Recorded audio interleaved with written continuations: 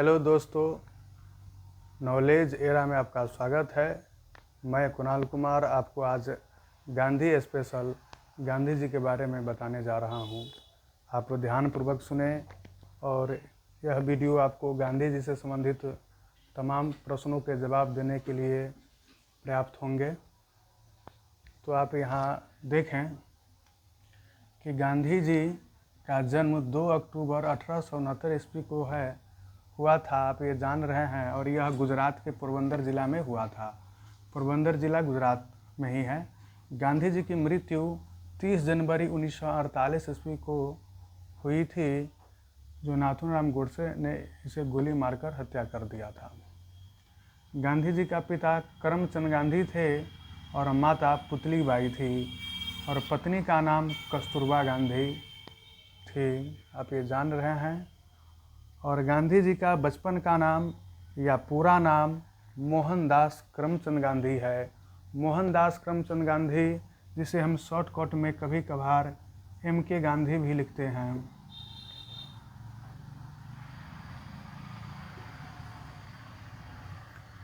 Next है, गांधी जी का राजनीतिक गुरु गोपाल कृष्ण गोखले थे, जो गांधी जी इन्हें राजनीतिक गुरु मानते थे। गांधी जी का उपनाम, गांधी जी कई उपनामों से जाने जाते हैं, जैसे बापू, महात्मा, राष्ट्रपिता, अर्धनग्न फकीर। तो थोड़ा ये जान ले कि बापू किसने कहा। तो बापू सर्वप्रथम चंपारण आंदोलन के किसान जो थे राजकुमार शुक्ल, उन्होंने गांधी जी को सर्वप्रथम बापू कह के पुकारे थे, तब से इन्हें लोग बापू भी कहते हैं।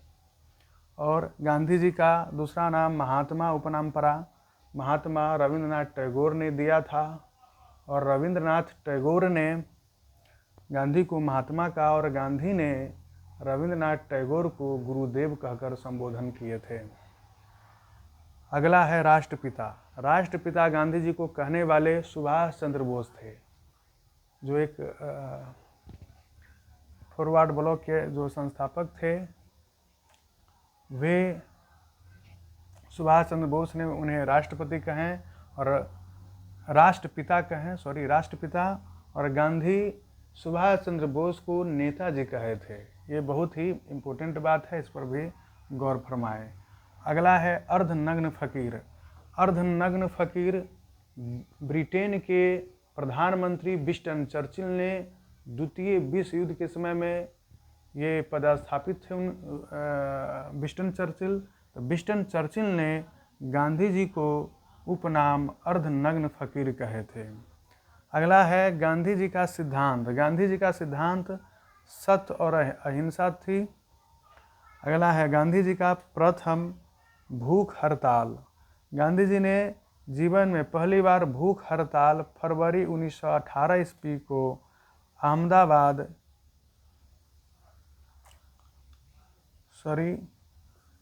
15 मार्च 1918 ईस्वी को अहमदाबाद मिल में यह आंदोलन किए थे और यहाँ समस्या थी राजस्व देने की। चूँकि राजस्व नहीं, ये गलत, यहाँ समस्या ये थी कि अहमदाबाद के जो मिल में खटने वाले जो मजदूर लोग थे, मजदूरी करने वाले जो मजदूर थे, उन्हें वेतन पर्याप्त नहीं मिलती थी और सुविधाओं के अभाव था। इस लेकर गांधी जी भूख हड़ताल पर बैठे और इनकी मांग 50% वेतन बढ़ाने को थी, लेकिन अंग्रेज देना नहीं चाह रहे थे। अंत में भूख हड़ताल किए गांधी जी, तो मजदूरों को 35% वृद्धि करना पड़ा गांधी जी के भूख हड़ताल से। अगला हम देखते हैं कि गांधी जी की पढ़ाई बैरिस्टर यानी अंग्रेजी में वकालत करने को बैरिस्टर कहते हैं। तो बैरिस्टर की पढ़ाई इंग्लैंड जाकर किए और इंग्लैंड उन्होंने 1888 में गए और 1891 ईस्वी में बैरिस्टर की पढ़ाई कंप्लीट किए। तो अपने प्रैक्टिस वकालत के रूप में कर रहे थे। उसी दरमियान गांधी जी दक्षिण अफ्रीका गए और उनका एक गुजरात के अब्दुल्ला झावेरी करके व्यक्ति के केस के सिलसिले में गांधी जी दक्षिण अफ्रीका गए। उसका नाम था अब्दुल्ला झावेरी। तो गांधी जी को जब ये दक्षिण अफ्रीका जा रहे थे तो रास्ते में गोरों ने काले गोरे के भेद करते हुए इन्हें प्रथम श्रेणी से पिट्समैरित्जबर्ग स्टेशन पर इन्हें प्रथम श्रेणी से उतार दिए। और यह घटना एग्जाम के दृष्टिकोण से महत्वपूर्ण है कि कौन से स्टेशन पर उतार दिए, तो दक्षिण अफ्रीका के पिट्समैरित्जबर्ग स्टेशन पर गांधी जी को प्रथम श्रेणी से उतार दिए थे। अगला है कि भारत हुए गांधी जी लौटे 9 जनवरी 1915 ईस्वी को। 9 जनवरी 1915 ईस्वी को लौटे थे और विदेश से लौटे थे, प्रवास से लौटे थे। इसी लेकर भारत में 9 जनवरी को प्रवास दिवस मनाया जाता है। राष्ट्रीय प्रवास दिवस के रूप में 9 जनवरी को रखा गया है। गांधी जी के आश्रम, गांधी जी के 4-5 आश्रम थे, जिसमें एक आश्रम का नाम है टॉलस्टॉय आश्रम और फिनिक्स आश्रम। ये दोनों अंग्रेजी है और दोनों आश्रम गांधी जी दक्षिण अफ्रीका बनाए थे। और इसके अलावा भारत में साबरमती आश्रम, सत्याग्रह आश्रम, वर्धा आश्रम, इस तरह करके गांधी जी भारत में उनका आश्रम बना था। गांधी जी के पुस्तकें, गांधी जी के 2 महत्वपूर्ण पुस्तकें हैं। वैसे गांधी जी ने 9 पुस्तकें लिखे, जिसमें 2 पुस्तकें महत्वपूर्ण है। एक है हिंद स्वराज। जब गांधी जी इंग्लैंड से दक्षिण अफ्रीका जा रहे थे तो रास्ते में ही हिंद स्वराज की रचना किए और उन किताब में गांधी जी ने अंग्रेजों को बांझ और बेस्या कहा है। ये महत्वपूर्ण बातें हैं। अगला है आत्मकथा। गांधी जी के दूसरी किताब का नाम है सत्य के साथ मेरा प्रयोग और अंग्रेजी में है the story my experiments with truth. अगला है गांधी जी के यह आत्मकथा है। और गांधी जी के पत्रिका, गांधी जी के 4 पत्रिका है। जब वह दक्षिण अफ्रीका थे तो 2 पत्रिका निकालते थे। पहला उनका पत्रिका नाम था यंग इंडिया। पहली पत्रिका उनकी थी यंग इंडिया, दूसरा इंडियन ओपिनियन, तीसरा हरिजन और चौथा नवजीवन। अब जानते चले कि हरिजन शब्द देने वाले महात्मा गांधी ही थे, जो अछूत लोगों को, वंचित समाज को हरिजन नाम संबोधन किए थे। वैसे अब हरिजन शब्द असंवैधानिक है, अशोभनीय और अभद्र शब्द सिद्ध हुआ है। इसे लेकर भारत सरकार ने इस शब्द के बदले में अनुसूचित जाति और जनजाति संबोधन करने के लिए उचित माना है। अगला इनका पत्रिका है नवजीवन। तो ये 4 पत्रिका ये निकाले थे, यंग इंडिया, इंडियन ओपिनियन, हरिजन, नवजीवन।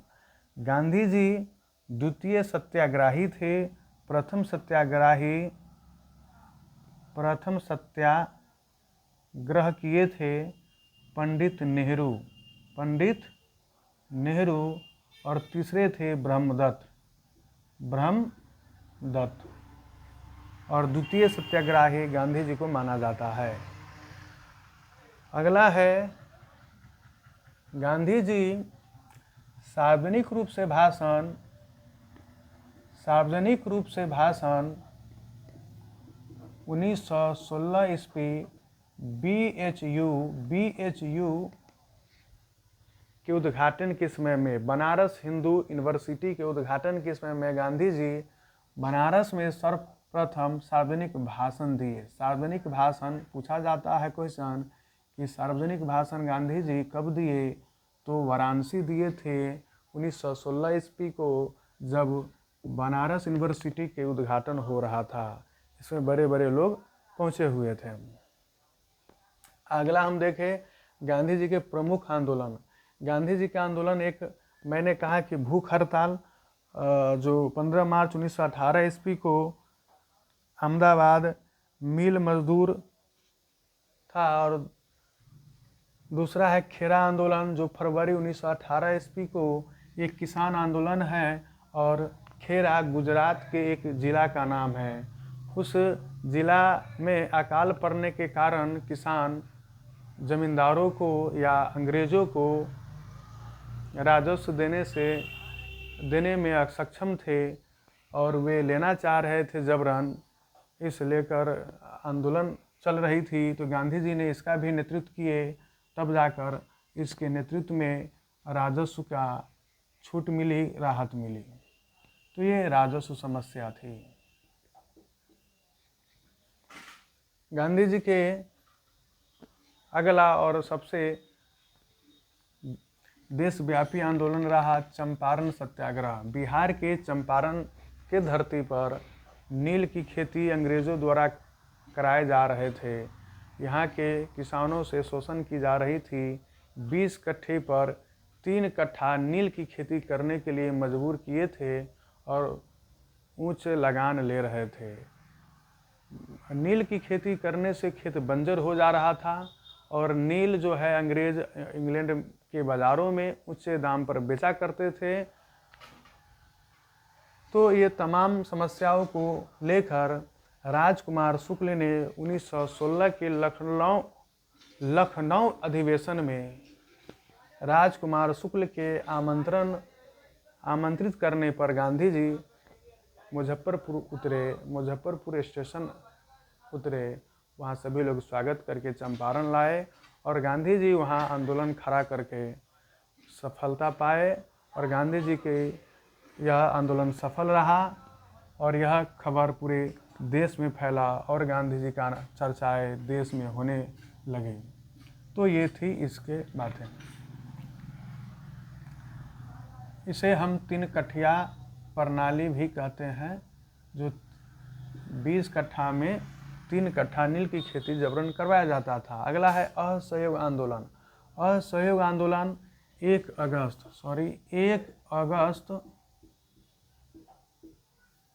1920 ईस्वी को इसकी शुरुआत की गई थी। 1 अगस्त 1920 ईस्वी को असहयोग आंदोलन की शुरुआत किए, और यह गांधी जी का जीवन के सबसे पहला राष्ट्रव्यापी आंदोलन था। और इस आंदोलन में देश के सभी लोग भाग लिए थे। यहाँ असहयोग का अर्थ ही है माने न, हम सरकार यानी अंग्रेज के शासन प्रशासन या किसी भी गतिविधियों में सहयोग नहीं करेंगे। और इन तमाम घटनाओं को ध्यान में रखते हुए उस समय के भारतीयों में वकील अपने वकालत छोड़कर, विद्यार्थी कॉलेज छोड़कर, और कई कार्यालय में काम करने वाले कर्मचारी पदाधिकारी अपनी नौकरी छोड़कर इस आंदोलन में कूद पड़े थे। और विदेशी सामानों का बहिष्कार किया गया था। यही था असहयोग आंदोलन, जो 1 अगस्त 1920 ईस्वी को गांधी जी ने प्रारंभ किया। लेकिन चौरी चौरा कांड होने के कारण 1922 ईस्वी में, इसे 5 फरवरी 1922 ईस्वी में चौरी चौरा कांड होने के कारण गांधी जी हताश होकर वे चाहते थे कि किसी तरह का हिंसा हो जाने के कारण इसे स्थगित कर दिया। चौरा चौरी कांड जो 5 फरवरी 1922 ईस्वी को हुआ था, चौरा चौरी कांड। अगला है सविनय अवज्ञा आंदोलन, जो 12 मार्च 1930 ईस्वी को दांडी मार्च। सविनय अवज्ञा आंदोलन 12 मार्च 1930 ईस्वी को गांधी दांडी मार्च के द्वारा किए थे। इस समय अंग्रेज नमक पर टैक्स लगा दिए थे, और अंग्रेज सोच रहे थे कि नमक ये खाने से इसकी शक्ति और जोश और तेज़ी से बढ़ता है, तो इसे ये भी कुछ सीमित तक जिम्मेदार है। इस लेकर गांधी जी इस पर टैक्स लगा अंग्रेज टैक्स लगा दिए और इसे दूर करने के लिए गांधी जी इसका आंदोलन शुरुआत किए। 12 मार्च 1930 को साबरमती आश्रम से शुरू किए और दांडी गए, इसीलिए इसे दांडी मार्च भी कहते हैं, जो अपने 78 साथियों के साथ गए और समुद्र से नमक बनाए और यह आंदोलन सफल हो रहा। फिर गांधी जी 1934 और 1940 के बीच में सामाजिक काम किए। तो गांधी जी 1934-40 के बीच में किसी तरह के राजनीतिक गतिविधियों में नहीं रहे। भारत छोड़ो आंदोलन की शुरुआत गांधी जी 8 अगस्त 1942 ईस्वी के आंदोलन में भाग लिए और ग्वालियर के टैंक मैदान में करो या मरो का नारा दिए थे। करो या मरो, डू एंड डाई का नारा दिए और इस प्रकार गांधी जी की हत्या 30 सितंबर 1948 को कर दी जाती है और करने वाले नाथुन राम गोडसे थे। गांधी जी इतने भारतीय आज़ादी में पार्टिसिपेट किए, इस वजह से गांधी जी को 2 अक्टूबर के जन्म दिवस के रूप 2 अक्टूबर और इनके 9 जनवरी और 30 जनवरी, ये तीनों गांधी जी के से संबंधित डेट है। 2 अक्टूबर 1869 को जन्म लिए, 9 जनवरी 1915 को भारत वापस लौटे और 30 जनवरी 1948 को ये इनकी मृत्यु हो गई। तो 2 अक्टूबर को राष्ट्रीय अहिंसा दिवस मनाया जाता है, राष्ट्रीय अहिंसा दिवस। 9 जनवरी को राष्ट्रीय प्रवास दिवस और 30 जनवरी को राष्ट्रीय शहीद दिवस के रूप में मनाया जाता है। आप लोगों ने गांधी स्पेशल देखे और अगले वीडियो के लिए इस चैनल को सब्सक्राइब करें। धन्यवाद।